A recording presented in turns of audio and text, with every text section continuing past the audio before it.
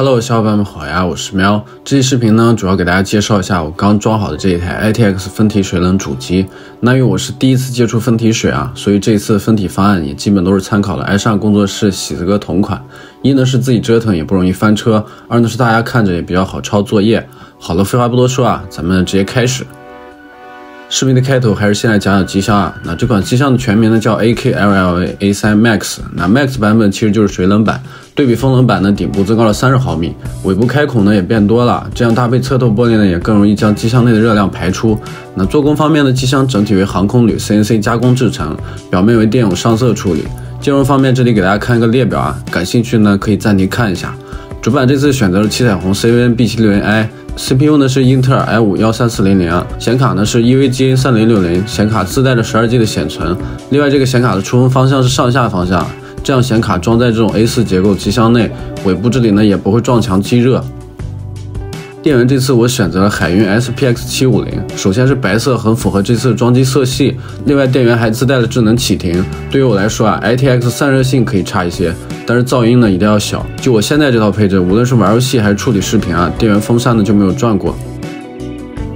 内存这次用的是朗科月影2系列啊，支持 XMP 2.0。那白色金属马甲棱角分明，选择它呢主要就是为了搭配这一次装机风格。硬盘还是朗科家的 NV7000系列。然后再来说一下这次分体水方案啊，因为是 ITX 小机箱，内部空间有限，安装独立水银箱的话难度太大也不好看，所以我这里是直接选用了悍将家这种泵排一体的120冷排，这样一来的话分体方案就会简单很多。冷头部分我这里选择的是 Barrel 宇航员纪念版啊，钛灰色加白色泡沫冷头和主板机箱都非常搭配。考虑到是第一次装分体水啊，所以果断选择了软管方案。那另外快拧和弯头选过啊，大家一定要尽量选择同品牌同批次啊。别问我为什么这么说啊，大家看这张图就知道了。那这次的冷排风扇呢，我是选用了追风者的 T30啊，因为要吹透这个30毫米厚的冷排，同时呢还要给机箱内排风。虽然比普通风扇厚了5毫米啊，但是性能风量算是12厘米风扇中的天花板了。那最后就是我自己设计的这个 SITA 硬盘支架了，在这里还是不得不提一下 3D 打印机的好处了，真的从设计到配件成型也就几十分钟的事情。那另外拓竹的这款打印机内部还自带摄像头啊，零件的打印过程呢也可以拍下来。好的，配件都介绍完了，咱们快速装个机。